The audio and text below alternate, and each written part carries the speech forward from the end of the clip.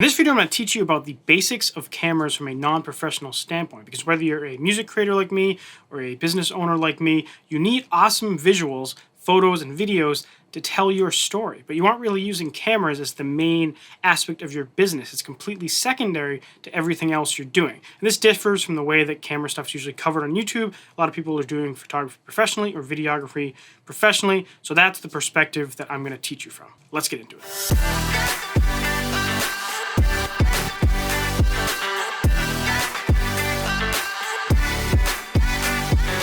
Hey everyone, Andrew Southworth, GenereStudios.com, and as I mentioned in the intro, I'm going to be teaching about camera basics. This is everything from focal length, aperture, shutter speed, ISO, sensor type, file sizes, and a couple other things I'll sprinkle along the way. So first we have camera types. There's a couple different categories of cameras, and I'm going to recommend you a specific type. But first of all, you've got, I would consider the bottom of the barrel, which are like these little video recorders. This is a Sony Handycam from probably like 2012 or something. You got GoPros. These are also kind of bottom of the barrel, but they're great for when you need a camera that can get thrown in water, or you can strap it to your face going down a mountain on a snowboard. Then you get into DSLRs, which basically there's some kind of mechanical stuff in here that brings light to your eye, and also the sensor, and things are closing and moving. But it's cool. That's what I'm kind of shooting on one right now. But that brings me to the next category, which is a mirrorless camera. Now this is a rental Sony a7R III, but I just wanted to test out to see how the Sonys compared to the Canons, because right now I'm shooting on a Canon EOS R and I love it. And before I was shooting on a Canon Rebel SL2, which is a DSLR. So DSLRs and mirrorless cameras function pretty much the same unless you're getting into the very high-end performance. But for most people, I would recommend either a DSLR or mirrorless cameras. Mirrorless cameras are kind of the way forward. So the Canon just is jumping into the mirrorless world. Sony's been doing it for a while. But there's cheap options for both DSLRs and mirrorless cameras. The reason why I'm recommending them is because they give you the ability to swap out lenses. Also, they're fantastic cameras designed for great photography, really. But they're also great for video, and they're pretty portable, especially when you look at some actual dedicated high-end video equipment. I'll put a screenshot up. So now let's get into the nitty-gritty. The first thing I want to talk about is focal length. Now I have this lens here. This in particular is a 24mm f1.4 prime lens, and I'll go through all these numbers as we go through. But for the first thing, the 24mm, that is what's called the focal length, and that pretty much determines the zoom. There's a couple of other artifacts that determine kind of how compressed the background is, but I'm going to leave that more advanced topic for someone else like Gerald Undone. I'll leave a link up top so you can check out his channel. He has some fantastic in-depth video camera topics that will teach you a lot. But basically, focal length, this is a zoom lens, so I can just grab it and do this. And so right now I'm at 105mm. It looks crazy looking at it, but it's a zoom lens, and you don't have to have a zoom lens to use different focal lengths, because I can throw on a different focal length prime lens. So right now I'm shooting on a 24mm lens, but this is also a 24mm lens, and this is also a 24mm lens. So these are both primes, and that means that they can't zoom. They have one zoom, and then if you want any other kind of zoom, you'd have to do it digitally inside the camera or in post-processing, which doesn't look good because you're removing data. Where you optically zoom, you're retaining the entire readout of the sensor in the camera. Now, there are other zoom lenses in the world. For example, this is a wide-angle zoom lens, and this is another prime lens. This is a 50mm prime lens. So the important thing to remember is that the focal length determines pretty much the amount of zoom that you're going to see with your lens. So I was just talking about how I have three different 24mm lenses. This is a 24mm prime, another 24mm prime, and this 24mm to 105mm zoom lens. And there's a few different reasons. First of all, the one I'm using right now is a zoom lens. So it's not convenient to carry like a bunch of different prime lenses. And 24 to 105 gives me a good range. So I can just bring my camera in this lens, and it just works great without having to carry a bunch of gear. Now, the other reason is something called aperture. So in a nutshell, the aperture in a lens is going to tell you how much light is being let in. So if you have a very small aperture, it's not going to let in very much light. But if you have a very open aperture, it's letting in a lot more light. Now, as a kind of side effect of doing that, it changes the what's called the depth of field of the lens. If I get really close here, you probably notice that the background is blurring more than it was when I was back here. Now, I'm going to switch to, I'll do this 24mm f1.4. This is kind of the lens I typically shoot all my YouTube videos with because it makes the background look so dang good, and it lets in a ton of light. So this is 24mm at f4, and this is a 24mm lens, the one I was holding up before, at f1.4. So I'll put up a side-by-side or a thing on screen so you can see how much blurrier this background is, and that's because the aperture is so much bigger, so it's letting in more light, and it's also changing the depth of field. Now, the depth of field is basically how much space away from the lens can be in focus at a certain time. And if you have a very closed aperture, it'll make kind of like the background look like it's mostly in focus or all in focus, and as you open that wide up, the distance is a lot smaller. So if I get like super close, and you see even like my hair right here is already out of focus. If I did this on the f4, at least my whole head would be in focus. And this is just to kind of give you a perspective of what I was showing before. Lens cap. So just to give you some kind of perspective, this is the lens that I was using on the camera before. It's a Canon RF 24 to 105mm f4. Now, this is an f4, and the one on the camera right now is an f1.4.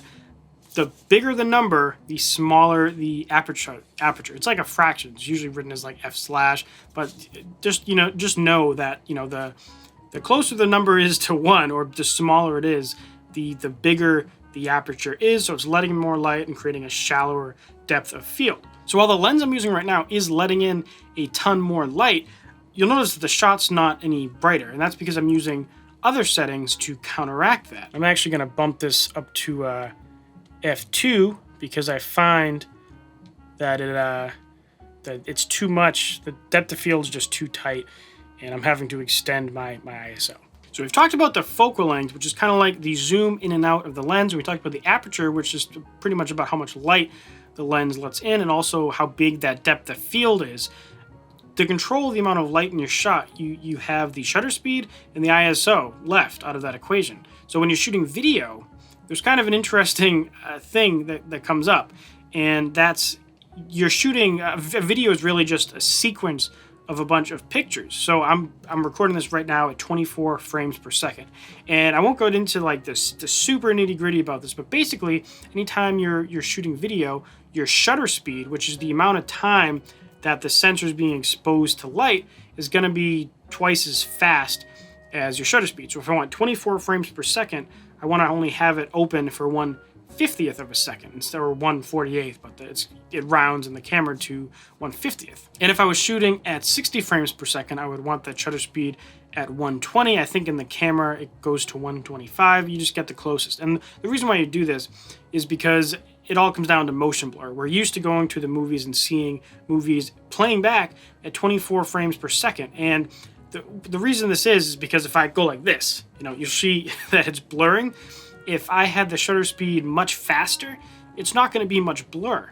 And for certain things, that's better. For like sports, it makes everything much clearer. But for like a cinematic experience, or just for a visual that people are used to, for a shot like this where there's nothing fast happening, the 24 frames per second and 48 or 50 shutter speed, 1/50th of a second shutter speed, it's kind of the optimal look for this kind of setup. So I have an aperture, and I can change the aperture just fine, but if I want to lock in the depth of field, the only remaining thing I can change is the ISO. So for video, you're restricted to pretty much just your ISO if you want a given shot. And the ISO is really just the gain. It's like amplification on the signal in your sensor, pretty much. Now, as you start to crank up the ISO higher and higher, it's going to make your signal or your video or even your picture very noisy. And there are denoising algorithms trying to filter out this noise, but it's not like the music world where you can kind of put on a filter and get rid of some of the noise, or use something like Isotope RX7 to get rid of the noise. It doesn't work as good, and it takes a ton of processing power and a ton of rendering time to clean it up if you want to try to denoise it. Now, the only way I can really demonstrate this is if I turn off this light. And this might be enough. And I'm going to crank up my ISO value. It's getting super bright, so I need to... It still doesn't look very noisy. Okay, just to give you some perspective, to me right now, this room is like almost pitch black. Like I don't have a single light on. I just have my monitor on. And this is, like, I'm sure it looks super noisy to you, but it's pretty amazing. I'll turn that off. The only thing that I have on is this tiny light for my screensaver. And look... Okay, let's get the lights back on. One thing I forgot to factor in is that the Canon EOS R is super good in low light. So it's amazing. The cameras right now, I'm sure the Sony a7R III is equally good in low light. It's amazing. It sees better than you can. Now, it's super noisy, but it was like pitch black in here on the camera. Just like, it looked bad, but it didn't look that bad. Now, before, for a couple years, I shot on this thing. It was way noisier. So that's what I was expecting. I wasn't expecting to have to go make the room so damn dark. So we've talked about focal length, which is the zooming. We've talked about the aperture, which is how much light and how much depth of field you're getting. We've talked about the shutter speed, which is how long you're exposing each image or every frame in your video. And we've talked about the ISO, which is kind of like the gain, or it brings the exposure level of your image or your video. But this next topic is super important because it determines what gear you're going to buy and what you're going to look for in a camera and what's actually important and what's not important. And that is kind of like all the sensor and file size and megapixels, all that stuff. So first, let me give you some context on what the size of a sensor is. Right now I'm shooting on a full frame camera, and the full frame just points to a certain dimension that in the world you call full frame, and it's based off of some old film standard. And I'm not using the only full frame camera in the world. This is a full frame Canon EOS R, and this is a full frame Sony a7R III, and both companies have plenty of full frame cameras, but both companies also have different sizes too. For example, the camera I shot on for a few years, the Canon Rebel SL2, which is a great, very, very cheap camera, it's called an APS-C size, if I'm remembering that acronym. Yes, APS-C. There's a bunch of APS-C size cameras in the world, and there's disadvantages and advantages to them. Now, the disadvantage is that this same exact focal length and position of my camera would look like this if I was shooting on an APS-C size sensor. So this is what I had to deal with before. Now, if you're having this happen, the only two things you can do is go to a wider angle lens or a focal length with a smaller number, or you can move the camera further away. Now, for me, my camera is already as far away as it can possibly go for this shot. I could like reorganize my room and change where I am, but I didn't want to do that. Now, when I was using the Canon Rebel SL2, which is an APS-C sized camera, I was using, or before I switched, I went to this 10 to 18 millimeter lens, which was recommended from some Casey Neistat video. I guess this is the lens that he used, and it's a fantastic lens, but it's only for the APS-C sized sensors. Now, in particular, if you end up going in the Canon world, basically if you get an EF lens or an RF lens, that will work on a full frame sensor. If you're going for the APS-C, you can get this EFS lens, and it will only work in APS-C size. It'll work on a full frame camera, but it'll just crop it in to the size of an APS-C size sensor. Now, I don't know what's in this, and I don't know what sensor's in this, but it's definitely smaller than what's in the full frame cameras. And if you look at something like a smartphone, these have kind of like the smallest of sensors, and it's part of the reason why they look so crappy. So there's a bunch of advantages to full frame sensors, and there are advantages to smaller sensors. I'm not going to cover them. I'll leave a link in the top thing that you can check out that I saw.